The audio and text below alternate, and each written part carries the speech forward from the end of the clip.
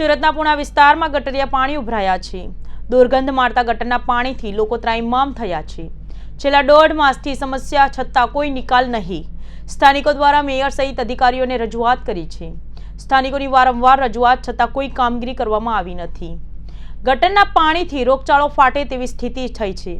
તાત્કાલિક નિકાલ ન આવે તો ધરણા કરવાની ચીમકી ઉચ્ચારવામાં આવી છે। ઘનશ્યામભાઈએ કહ્યું કે છેલ્લા 1.5 મહિનાથી આ પ્રશ્ન ઉપસ્થિત થયો છે।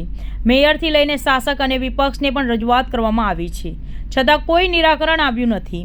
બાજુમાં ટ્યુશન ક્લાસ આવેલો છે, સાથે જ ઝાડા ઉલટી જેવા પ્રાણીજન્ય રોગો વકરી રહ્યા છે, તેમ છતાં કોઈ જ નિરાકરણ કરવામાં આવતું નથી।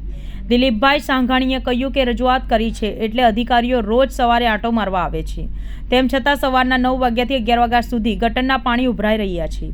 અધિકારીઓ પાલિકામાં આવે છે, સાથે જ ફોટા પાડે છે, પરંતુ નિરાકરણ લાવવાના કોઈ પ્રયત્ન થતા નથી, જેથી લોકોને તકલીફનો સામનો કરવો પડી રહ્યો છે।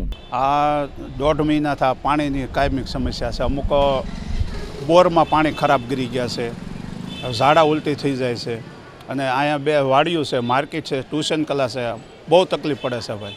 અરે અનેક જગ્યાએ ભાઈ જ્યાં ઠેઠ મેયર સીકે રજૂઆત કરી છે, શાસક પક્ષના પદ અધિકારીઓને, વિરોધ પક્ષવાળાને, બધાને, જે વિરોધ પક્ષના નેતાને અમારું જલ્દી આ વહેલા પાણી બંધ થઈ જાય, સારું થઈ જાય।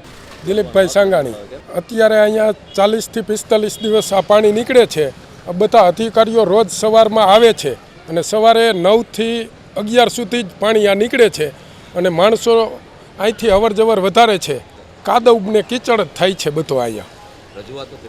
રજૂઆતો તો બધાને રજૂઆત કરી છે। રોજ અધિકારીઓ આવે છે, ફોટા પાડે છે અને આશ્વાસન આપે છે, પણ આનું કાંઈ નિરાકરણ થતું નથી। પ્રશ્ન છેલ્લા 1.5 મહિનાથી આ લક્ષ્મણનગર કે જે સૌથી વધારે આ વિસ્તારનો લોકોની અવર જવર કરતો હોય તો આ વિસ્તાર છે।